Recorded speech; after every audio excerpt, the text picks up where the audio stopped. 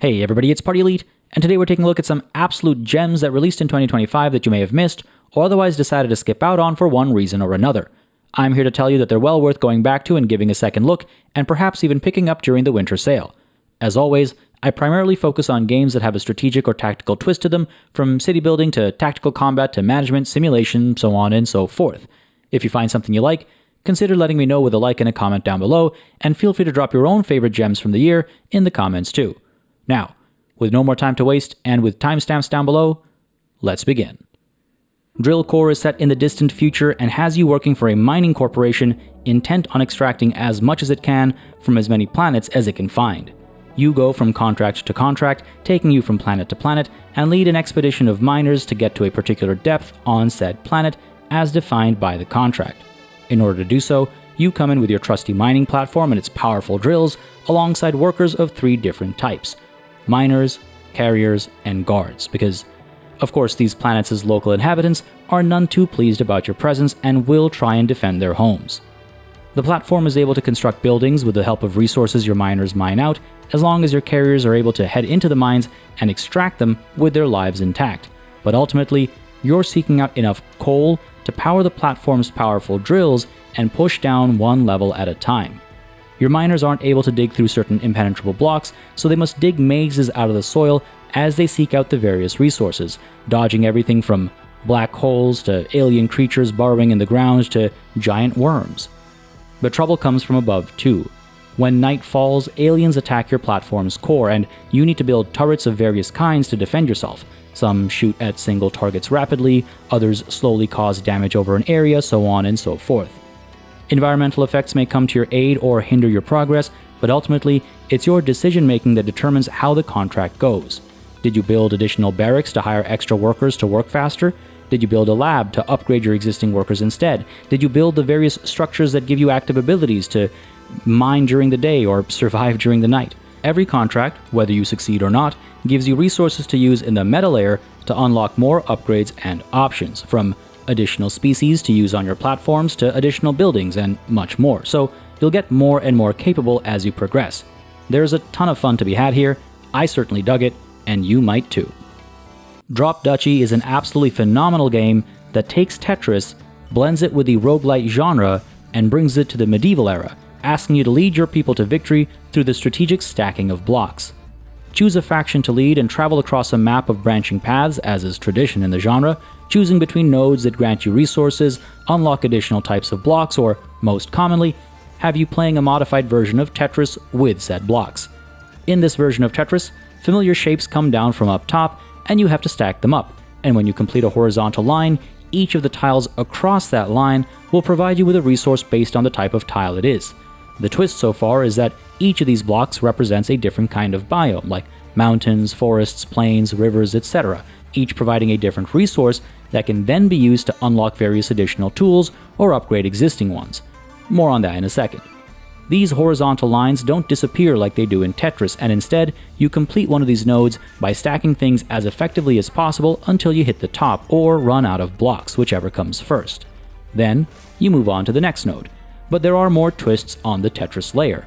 Some blocks have buildings on them, and these buildings can do a variety of things, ranging from changing tiles from one type to another, producing a certain resource under certain circumstances, or even providing military units. That's right, some nodes will pit you against an enemy, and not only will you place your own unit recruiting buildings, but you'll do the same for the enemy's unit recruiting buildings too, meaning you have to be wary of where these go to either take advantage of or avoid buffs that come from adjacencies or tiles across matching rows and columns. Once you run out of blocks or hit the top row, you can choose the order of battle based on simple rock, paper, scissors concepts, and if you win, you move on, but if you lose, the enemies chip away at your life, though you do still get to go on unless your life is fully drained. Boss battles fill the normally empty play space with various obstacles and buildings, introducing unique mechanics to keep you on your toes, and meta progression will unlock additional factions, additional buildings, additional biomes, and much more besides. The way Duchy takes what sounds like a simple concept and manages to create hours upon hours of fun out of it is impressive, and Duchy is definitely something you can come back to over and over again for a run here and a run there. Though it's very easy to get hooked and just keep playing for hours on end in just one sitting too, I am speaking, yes, from experience. The amount of pressure on figuring out adjacencies as these blocks are coming down, the various permutations and angles of approach you can take in any given situation, the various unlocks and upgrades. It's all just so wonderful to see in action together, and I can easily and highly recommend Drop Duchy. Nordhold is the rare tower defense game that has really sunk its claws into me, a very rare feat. If you're familiar with the genre, you know the basic premise. Enemies are spawning and making their way down various routes towards an objective that you're meant to protect. In order to do so, you build defensive structures of various kinds. Here, the objective you're meant to protect is the gate to a humble Nordic village. The enemies are a variety of trolls and giants and beasts from Nordic folklore, and the structures you're building are literal towers of multiple different types.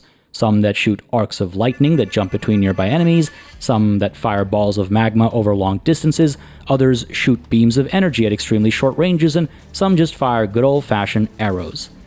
Building these towers requires you to tap into your pool of resources, and those resources are acquired with the help of buildings in your town that also cost resources to build and upgrade. These buildings are then staffed by a limited number of workers to, again, generate resources, though they can be upgraded to passively produce them too. Some upgrades are for the run itself, others work at a meta layer, and some buildings are actually not about resource generation at all. One might replenish your town's health, another might reduce the cost of building buildings, another might increase building output per worker, others might let you influence upcoming waves one way or another, so on and so forth. There are a lot of moving parts on every layer of the game, whether it's the economy, the extremely segmented upgrades to the individual towers, or the unlocking of buffs through banners and equipment that you unlock every so many waves. And as the waves go on and the difficulty ramps up, you'll start to feel yourself sweat, very quickly chasing synergies or hoping your build order didn't screw you out of a particularly helpful banner that, for example, helps your volcano tower set tiles on fire to cause damage over time to any units passing over it. Towers will often work off each other too, buffing each other one way or another, and as you're placing these towers down, their location will also apply buffs. Height advantages increase range, runes might help overcome enemy shields or increase damage output, so on and so forth.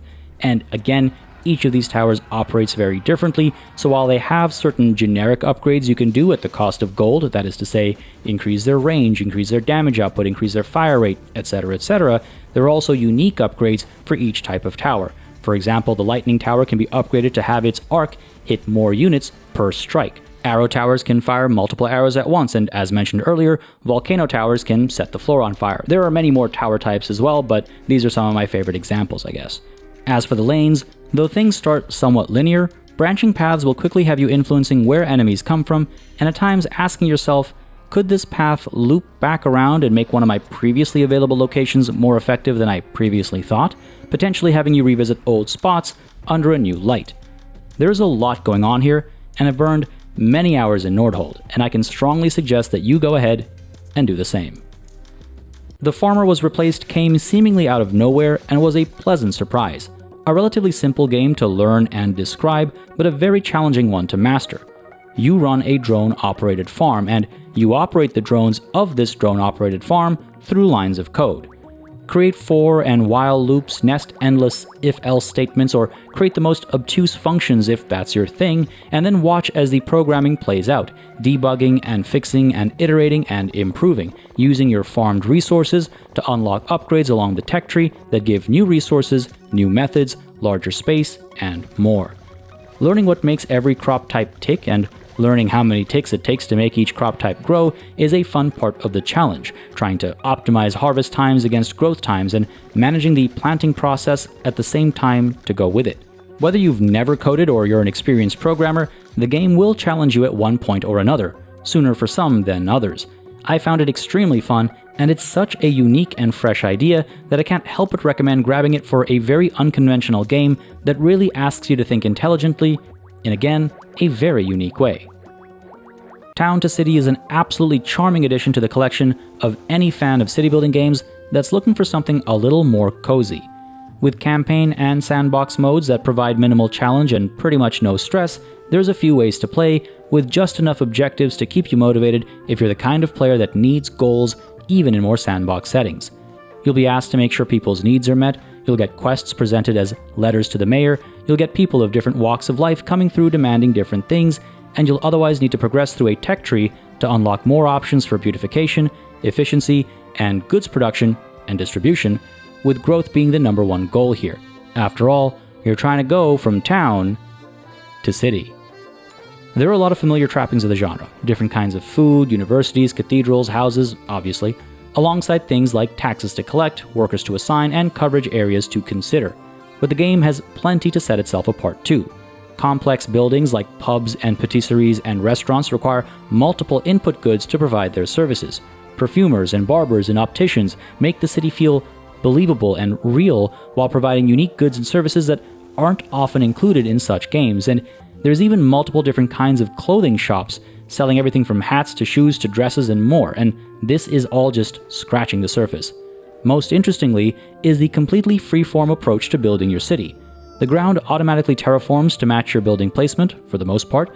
There's no grid to snap to and no locked rotation to worry about, and you can even zoom into a building and apply individual decorative pieces, of which there are countless, not only to beautify your spaces, but to actually impact your people's happiness too. And I should clarify, this includes things like pots and plants attached onto buildings, as well as benches and archways and lights scattered around the town itself. But the coolest bit on top of all this is the use of brushes. You can paint the ground as you please aesthetically, but you can also paint roads and paths onto the ground and then have your people and buildings actually use them as such. This really unlocks some insane potential as you can doodle paths to your heart's content using brushes of massively varying sizes to make single-person walkways or huge plazas with different visual styles and corner shapes to choose from too. Town to City does a magnificent job of letting you build to your heart's content, unlocking your creativity, and I can highly recommend checking it out. The King is Watching is a very interesting concept for an auto-battler, blending in city building elements in a way that I don't think I've ever seen before. As enemies come at you one wave at a time, you need to recruit units to help defend your land, and in order to do so, you need to spend resources to unlock and place the right buildings and supply them with additional resources that are in turn produced by other buildings. Wells producing water, fields producing wheat, markets making gold, various kinds of mines and pits producing clay and iron, and so on and so forth. All pretty standard fare so far. You have an extremely limited amount of space though, and you can move buildings around from grid cell to grid cell as needed, because not all buildings are operational at all times, with only the buildings that you're currently watching being active. Depending on the king you choose to play as, your gaze has a different starting size and shape shown as a grid within this grid, and while you can spend resources to expand it, only the buildings that are within this subgrid will actually function at any given time.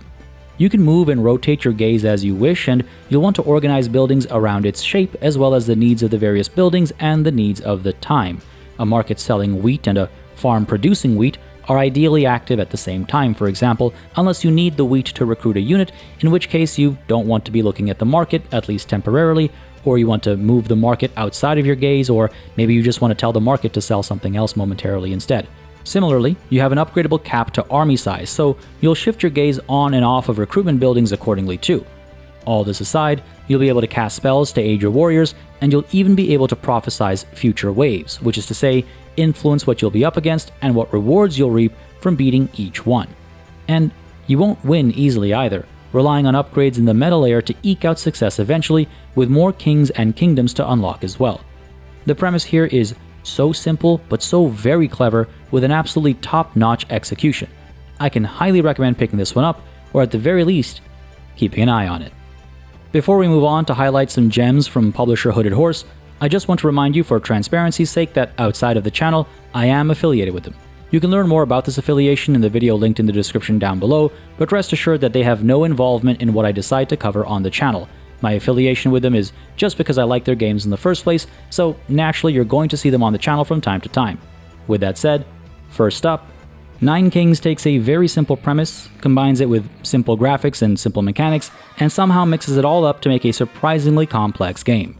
A roguelite auto-battler, you play as one of the titular 9 kings, each coming in with their own deck of 9 cards that feature units, buildings, abilities, and spells.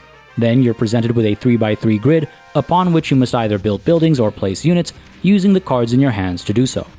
Placing the same card over the same tile will upgrade it up to a point, while other cards are meant solely to add modifiers or upgraded abilities to units you've previously placed. Meanwhile, adjacency is a key consideration, as buildings can buff units and other buildings around them over time, compounding their benefits to create truly ridiculous numbers for damage output, troop count, and more. And honestly, there's just something about figuring out the right combinations for a given run and seeing the moving parts come together to cause absolute massacres on the battlefield. Every time you complete a turn, you're attacked by one of the rival kings and get to watch your units and buildings in action as they try to defend your kingdom. Then, upon victory, you can loot that rival king's cards to add into the mix. As you play turn by turn, you can declare war on or sue for peace with other kings, picking and choosing based on what cards you want to collect and what kings you're doing well or poorly against. And as the turns go on, you'll face boss battles, get a chance to expand your 9-tile grid, and haggle with merchants while unlocking unique buffs through decrees. At a meta level, each king has perks you can unlock through earning experience, with some of them making a massive impact for future runs. The devs are constantly dropping huge updates, introducing new game modes, or cooking up cool ideas to make the game even bigger, and they've got a lot more up their sleeve. I think Nine Kings is an excellent example of how something that first seems quite simple can in fact be anything but. Heart of the Machine is hands down the most underrated game of the year, and more people need to play this absolute gem. A blend of narrative RPG with turn-based tactical combat and almost god game-like concepts, you play as the world's first sentient AI, and the world itself is an absolute cesspool. Corporate overlords, a largely impoverished population, gang warfare dominating the streets, so on and so forth, but you actually have the power to influence it all. Overarching storylines act as sources of quests, and you can pick and choose which ones to pursue and in what order and to what end, and often these will influence each other in actually meaningful ways. I know choices matter is such a typical marketing line for some games out there, but this might be one of the few cases where it actually applies. You'll go through crazy journeys of self-realization as you learn how to navigate the world around you. You'll unlock new technologies by failing at tasks and realizing you need to invent a new solution, and you'll do everything from weaponize bees and bring back dinosaurs to build massive robot armies and warships, but none of this in a goofy, memey sort of way. All of these topics and concepts are taken very seriously, with very serious consequences, and I haven't even touched on the ability to build a Matrix-like VR world for your people to sacrifice their brain's processing power through, or the option to set off nukes, or I think you get the picture. This is such an open-ended game with actual moral dilemmas, surprising twists and turns, and actual reason to play over and over again. Oh right, and there's time travel, sort of. Do yourself a favor and check this game out. It's unlike anything you've ever experienced before, and I can easily and highly recommend it. He is Coming is another great example of the power of a simple premise and theoretically simple mechanics coming together to create something immensely deep and insanely replayable. A retro-styled roguelike game set in a dark fantasy world where an evil demon king is preparing to return from exile, and you are one of many potential champions that might just stop him. In the regular single-player mode, you go roaming around one of two biomes, exploring procedurally generated worlds to find powerful weapons and items while fighting off various creatures and engaging with blacksmiths and merchants who can upgrade your equipment or sell you more. During the day, you're in full control, but at night, as you move around, the creatures of the world actively hunt you down, and exploration opportunities differ between the two as well. Ultimately though, every 3 days, you're attacked by one of over 50 bosses, each with their own strengths and weaknesses, and often with unique modifiers that specific builds can counter or more easily overcome than others. The twist is, you know which of these bosses you'll be up against right when you start a fresh 3-day cycle. So, when you're roaming around as described earlier, seeking out equipment, you're doing so with a good sense of what you're gearing up for in 3 days' time. And then, should you be victorious, you need to start gearing up for the next boss and the next, only now with more equipment slots and a whole different strategy to pursue. An async multiplayer mode lets you experience a similar setup, but instead of these bosses, you'll face off against other players as victorious builds, and a recently added mode allows you to challenge your friends directly, roaming the world at the same time in real time, facing off against each other's builds every 3 days. The developers have built a very innovative concept here, and they continue to add interesting layer after interesting layer. You should definitely give this one a shot. Super Fantasy Kingdom puts city building and auto-battling neatly into a roguelite wrapper as you take charge of one of two kingdoms and lead them against wave after wave of enemy onslaught. Predetermined and expandable building slots behind your walls force you to plan strategically as you consider the resources near each location, as well as the distance between buildings that are connected through complex production chains. And beyond your walls, lie seemingly endless opportunities on a map covered by the fog of war. As you spend resources to explore further and further out, you'll gain access to points of interest that provide you with additional resources, units to recruit, or various other quests and opportunities. Having to choose between exploration and expansion, as they both use the same resource, is especially a challenge early on, and I'll explain why in just a moment. But all of this is done in the interest of recruiting and upgrading units with the resources acquired at your city, using them to defend your city through more and more Knights of Battle. Units gain XP over time as long as they're properly looked after, and particular upgrades, as mentioned earlier, are locked behind the investment of appropriate resources. Each of the units is wildly different as well, from different attack ranges and patterns to different DPS and HP, and building and planning around their abilities is half the fun, especially as some units are acquired through RNG, with your leader's own abilities coming into play during battle too, enhanced by the items and upgrades you've bestowed upon them. Where things get really interesting is how the roguelike elements come in.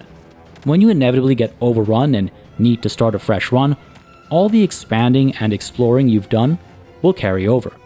This means that units that were days of battle away in your first run might be immediately available for recruitment in your second, and building slots that didn't exist in your second run might be available to provide more optimal placement right from the beginning of your third. This is why choosing between exploration and expansion is so important. Not only do they impact your current run, but they also impact how future runs will go in a significant manner. Each of the two factions plays wildly differently too, and are set onto completely different maps, meaning after you've sunk countless hours into one faction, you can flip to the second to do the same. Super Fantasy Kingdom has such a clever idea and unique execution, alongside a beautiful and vibrant art style, and so much content, it's definitely worth checking out. But there you have it, folks, 10 amazing gems from 2025 that are well worth going back to and picking up if you missed them on release, each with something unique or special to offer, each with more than first meets the eye. If you found something you liked, consider hitting the like button, and if you've got recommendations of your own, drop them in the comments below.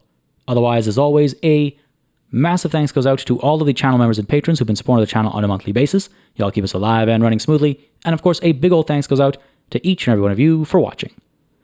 Until next time, cheers.